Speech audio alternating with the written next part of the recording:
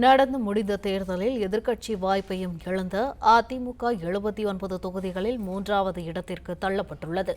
இதுகுறித்த கூடுதல் விவரங்களை எமது செய்தியாளர் பிரகாஷ் வழங்க கேட்கலாம். வணக்கம் பிரகாஷ், விவரங்கள் என்ன?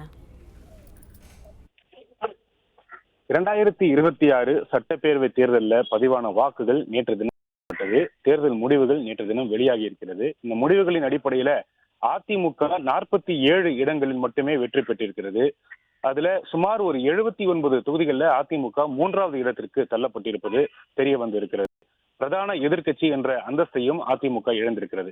நடந்து முடிந்த சட்டப்பேரவை தேர்தலில் அதிமுக 167 இடங்கள்ல அதிமுக நேரடியாக தங்களுடைய வேட்பாளர்களை களமிறக்கியிருந்தாங்க.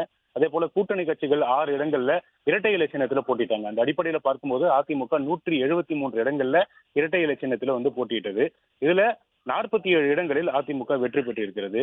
சுமார் 79 தொகுதிகளில் அதிமுக 3வது இடத்திற்கு தள்ளப்பட்டிருக்கிறது. சென்னையில மிகவும் மோசமான ஒரு தோல்வியை அதிமுக பெற்றிருக்கிறது என்றுதான் நாம சொல்ல வேண்டும். சென்னையில 16 தொகுதிகளில் ஒரு தொகுதியில் கூட அதிமுக வெற்றி பெறவில்லை.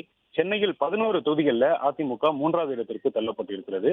திருவள்ளூர் மாவட்டத்தில் 5 தொகுதிகளிலும் 3வது இடத்திற்கு அதிமுக தள்ளப்பட்டிருக்கிறது. அதிமுக பிரதானமாக, அதாவது கொங்கு மண்டலத்தில் தான் மிகவும் வலிமையான ஒரு கட்சியாக பார்க்கப்படுகிறது. அந்த கொங்கு மண்டலத்துல 10 தொகுதிகளில் அதிமுக 3வது இடத்திற்கு தள்ளப்பட்டிருப்பது தெரிய வந்திருக்கிறது. அதே போல தென் மாவட்டங்கள்ல, தென் மண்டலத்துல அதிமுக கிட்டத்தட்ட 25 தொகுதிகளில் 3வது இடத்திற்கு தள்ளப்பட்டிருக்கிறது. விவரங்களுக்கு நன்றி பிரகாஷ்.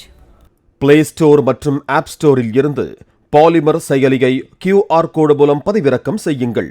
செய்திகளை உடனுக்குடன் பெறுங்கள்.